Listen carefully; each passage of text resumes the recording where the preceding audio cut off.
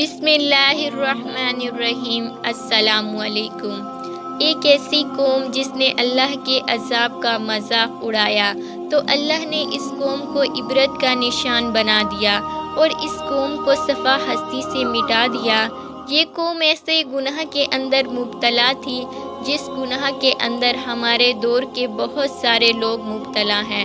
پیارے دوستو، یہ بدبخت قوم کون تھی؟ اس نے کس طرح اللہ کے عذاب کو ہلکا سمجھا، اللہ کے عذاب کا مذاق اڑایا تو اللہ نے اس قوم کو عبرت کا نشان کس طرح بنایا اور کس طرح صفا ہستی سے مٹا دیا۔ پیارے دوستو، بنی اسرائیل میں ایک بزرگ تھے جس کا نام حضرت داموس تھا۔ ایک دفعہ یہ بزرگ اپنی بستی سے باہر تشریف لائے اور سامنے پہاڑ کو دیکھنے لگے۔ اس پہاڑ پر کوئی سبزہ نہ تھا۔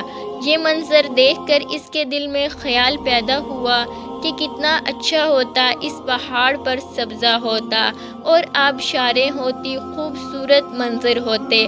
ابھی یہ بزرگ انہی خیالوں میں گم تھا کہ اللہ تبارک و تعالیٰ کی طرف سے اس کے دل میں الہام پیدا کیا گیا کہ اے میرے بندے، تو میری بندگی سے نکل چکا ہے، اب تجھے میری تخلیق کے اندر کمی اور کوتاہی نظر آتی ہے، اب تجھے میری تخلیق کے اندر عیب نظر آتے ہیں۔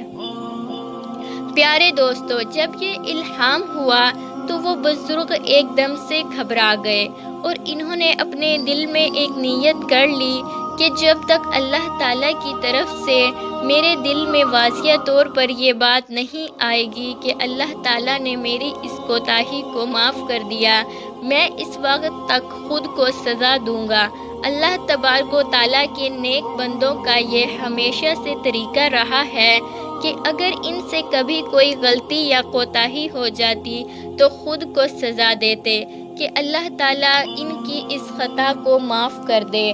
چنانچہ حضرت داموس نے سزا کے طور پر دل میں یہ نیت کر لی کہ جب تک اللہ تعالیٰ میری اس کوتاہی کو معاف نہیں فرما دیتا تب تک میں نہ کھانا کھاؤں گا نہ پانی پیوں گا، بس روزے کی حالت میں رہوں گا۔ چنانچہ حضرت داموس نے خود کو سزا دینے کے لیے اللہ کی بارگاہ سے معافی طلب کرنے کے لیے روزے رکھنا شروع کر دیے۔ 2-4 دن کے بعد آپ کا گزر ایک قریبی بستی سے ہوا۔ وہاں کوئی تقریب منعقد ہو رہی تھی، چنانچہ بستی والوں نے کھانا وغیرہ پکایا ہوا تھا۔ جب دسترخوان لگایا گیا تو لوگوں نے حضرت داموس سے کہا کہ آپ بھی تشریف لائیں اور کھانا تناول فرمائیں۔ چنانچہ حضرت داموس نے ان سے معذرت کی کہ میں کھانا نہیں کھا سکتا، تو وہاں کے لوگ اصرار کرنے لگے آپ کھانا ضرور کھائیں۔ چنانچہ حضرت داموس نے ان کے اصرار کے باوجود بھی ان کو منع کر دیا کہ میں کھانا نہیں کھا سکتا۔ چنانچہ ان کے منع کرنے پر لوگوں نے ان سے پوچھا آخر کیا وجہ ہے، آپ کھانا کیوں نہیں کھا رہے؟ تو حضرت داموس نے وجہ بتاتے ہوئے کہا کہ مجھ سے ایک کوتاہی ہو گئی ہے جس کی وجہ سے میں نے یہ نیت کی ہے کہ جب تک میری وہ خطا معاف نہیں ہو جاتی میں کھانا نہیں کھاؤں گا۔ حضرت داموس کی یہ بات سن کر وہاں کے لوگ کہنے لگے یہ تو کوئی بڑی بات نہیں، ہم سب بستی والے مل کر اس گناہ کا عذاب بھگت لیں گے، آپ کھانا کھا لیجئے۔